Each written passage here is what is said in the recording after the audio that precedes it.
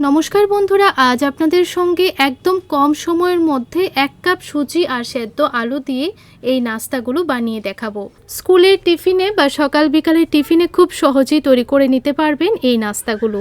কিভাবে এই পুরিগুলো তৈরি করেছি চলুন দেখে নেওয়া যাক। প্রথমে একটা বাটির মধ্যে নিয়ে নিচ্ছি 1.5 কাপ সুজি।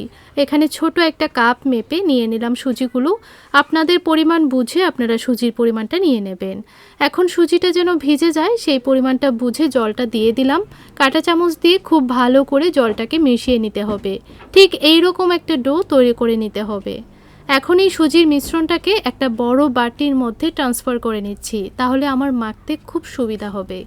তো দেখুন সুজির মিশ্রণটা নিয়ে নিলাম। এখন দিয়ে দিলাম একটা বড় সাইজের সেদ্ধ আলু গ্রেট করে, কিছু ধনেপাতা কুচি করে দিয়ে দিলাম, হাফ টিস্পুন চিলি ফ্লেক্স দিয়ে দিচ্ছি, চাইলে এখানে কাঁচা লঙ্কা কুচি করে দিতে পারেন, হাফ টিস্পুনের মতো নুন দিয়ে দিলাম, সামান্য একটু কালো জিরে দিয়ে দিলাম, সামান্য একটু দিয়ে দেব আস্ত জিরে, আপনারা চাইলে এখানে সামান্য একটু মৌরিও দিতে পারেন, সামান্য একটু দিয়ে দিচ্ছি হলুদের গুঁড়ো, তারপর 1 কাপ দিয়ে দিচ্ছি আটা। আটার পরিবর্তে ময়দা ব্যবহার করা যাবে। এখন ভালো করে মেখে নিতে হবে, একটা সফট ডো তৈরি করে নিতে হবে। ডোটা একটু সফট হলে পুরিগুলো খুব ফুলকো ফুলকো হবে, খেতেও বেশ ভালো লাগবে। ভালোভাবে মেখে নেওয়ার পর এখন 1 টিস্পুন দিয়ে দিলাম সাদা তেল। তেলটা একদম লাস্ট পর্যায়ে দেবেন, তাহলে দেখবেন মাখার সময় হাতের মধ্যে আর লেগে যাবে না। ভালো করে ডোটা মেখে নিতে পারবেন। এখন এখান থেকে আমি রুটি তৈরি করার মতো ঠিক এইরকমভাবে লেচি কেটে নিয়েছি।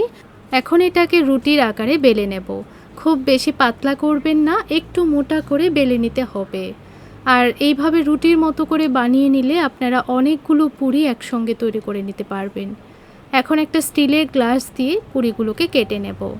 ছোট ছোট করে পুরিগুলো তৈরি করে নিচ্ছি। আপনারা চাইলে আর একটু বড় করে বানিয়ে নিতে পারেন। এইভাবে ছোট ছোট করে বানিয়ে নিলে টিফিন বক্সের মধ্যে খুব সহজেই দেওয়া যাবে, তাই আমি এরকম ছোট ছোট করে বানিয়ে নিলাম। তো দেখুন বন্ধুরা কত সুন্দর হয়েছে পুরিগুলো দেখতে। একই সমান সবগুলো পুরি তৈরি হয়েছে। এখন এগুলো ভাজার জন্য একটা কড়াইয়ের মধ্যে পরিমাণ মতো তেল ভালোভাবে গরম করে নিয়েছি। তেলটা যেন খুব ভালো করে গরম হয়। আর একসঙ্গে কিন্তু আপনারা 4 থেকে 5টা পুরি ভেজে নিতে পারবেন, বা তেলটা আর একটু বেশি করে দিলে সবগুলো পুরি একই সঙ্গে ভাজতে পারবেন। তো কিছুক্ষণ পর পুরিগুলোকে এরকমভাবে চেপে চেপে ভেজে নিচ্ছি। আর দেখুন কত সুন্দরভাবে এগুলো ফুলে উঠছে। সবগুলো পুরি দেখবেন এইরকমভাবে ফুলে উঠবে। তো এখন উল্টিয়ে পাল্টিয়ে একদম লাল কালার চলে আসা পর্যন্ত এগুলোকে ভেজে নিয়েছি। দেখুন কত সুন্দর একটা কালার এসেছে। তো বন্ধুরা এইভাবে আমি সবগুলো পুরি ভেজে নেব। আপনারা বাড়িতে একবার হলেও বানিয়ে খেয়ে দেখুন, আশা করছি আপনাদের কাছেও রেসিপিটি ভীষণ পছন্দ হবে। বাচ্চা থেকে বড় সবাই খেতে দেখবেন খুব পছন্দ করবে। সঙ্গে একটু চা বা সস হলে কিন্তু আর কিছুই লাগবে না। তো দেখুন বন্ধুরা এক এক করে সবগুলো পুরি ভেজে নিচ্ছি।